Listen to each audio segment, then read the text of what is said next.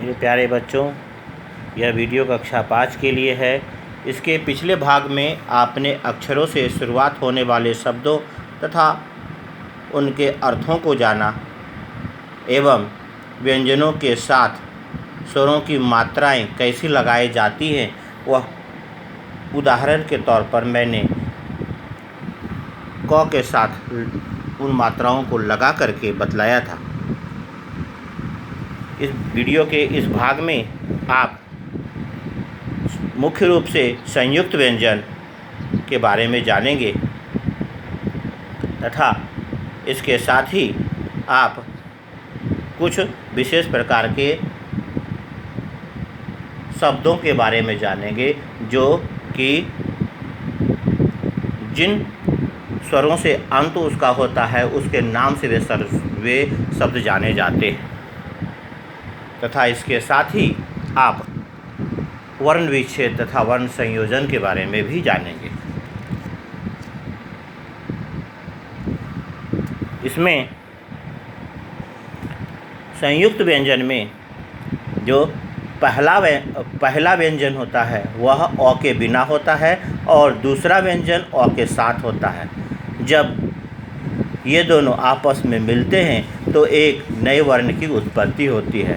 अलग अलग व्यंजनों द्वारा निर्मित तथा नए रूप में होने के कारण संयुक्त व्यंजनों को वर्णमाला में सम्मिलित नहीं किया जाता है तथा इसे अलग से अंत में लिखा जाता है।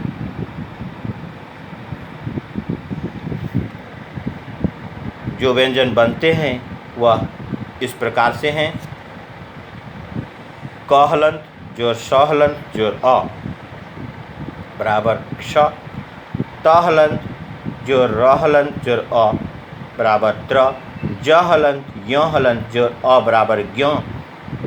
श हलंत र हलंत जोर अ बराबर श्र। द हलंत ध हलंत जोर अ बराबर ध। द हलंत व हलंत जोर अ बराबर द्व। प हलंत र हलंत जोर अ बराबर प्र। द हलंत य हलंत जोर अ बराबर द्य। श हलंत न हलंत जोर अ बराबर स्न। ह हलंत री बराबर ह्री।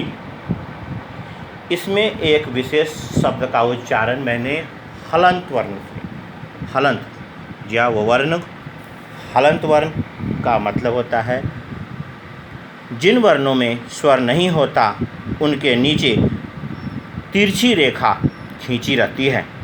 रेखायुक्त ये वर्ण हल व्यंजन कहलाते हैं। हलंत का अर्थ है कि वे शब्द जिनके अंत में स्वर रहित व्यंजन हो। ऐसे व्यंजन क हलंत जोर अ स्वर बराबर क पूर्ण वर्ण होगा। इस प्रकार से देख सकते हैं मात्रा एक खड़ी लाइन खींची होती है। आ की मात्रा है। ह्रस्व ई की मात्रा वर्ण के पहले होती है और दीर्घ ई की मात्रा वर्ण के बाद होती है। ह्रस्व उ की मात्रा आगे की ओर होती है। दीर्घ उ की मात्रा पीछे की ओर होती है। री की मात्रा एक बार नीचे घुमा के होता है और ऋ की मात्रा जहाँ जैसे ऋ लिखते हैं वैसे ही दो बार घुमाएंगे तो वह ऋ हो जाता है। ए की मात्रा एक तिरछी लाइन ऊपर में। ऐ की मात्रा दो तिरछी लाइन। ओ की मात्रा एक खड़ी लाइन पर एक तिरछी लाइन ऊपर में और औ की मात्रा एक खड़ी लाइन पे दो तिरछी लाइन या मात्राएं होती हैं। क के साथ में लगाया गया है जिसे आप देख सकते हैं और इसे मैंने रिपीट भी किया था। आगे इसमें कुछ वर्ण भी बनाए गए हैं इसके साथ में। इसे आप अपनी पुस्तक में पढ़ेंगे था। इसके अलावे संस्कृत व्याकरण में वर्ण विच्छेद का बहुत ही महत्वपूर्ण स्थान है। शब्द को उच्चारण के अनुसार तोड़कर अलग करने की क्रिया का संस्कृत व्याकरण में विशेष स्थान है, क्योंकि इससे हम लोग संस्कृत ही नहीं हिंदी का उच्चारण भी सही रूप से कर सकते हैं। जब किसी शब्द के वर्णों को अलग अलग कर दिया जाता है तो उसे वर्ण विच्छेद कहते हैं, और जब उन अलग अलग किए गए उच्चारण के वर्णों को जब जोड़ा जाता है तो उसे वर्ण संयोजन कहा जाता है।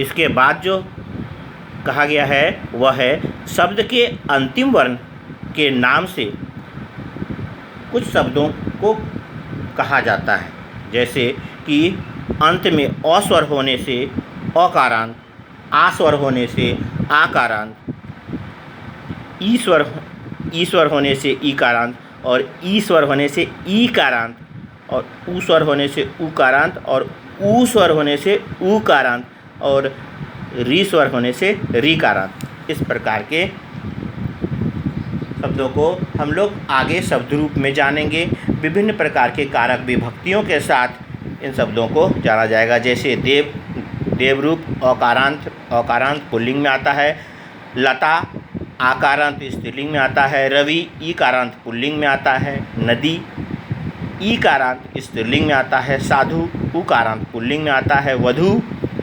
उकारांत स्त्रीलिंग में आता है, पितृ ऋकारांत पुल्लिंग में आता है। इस प्रकार के शब्द रूप आगे हम लोग जानेंगे। इसे सुने, इन तीनों भागों को सुने और इसका अभ्यास करें। धन्यवाद।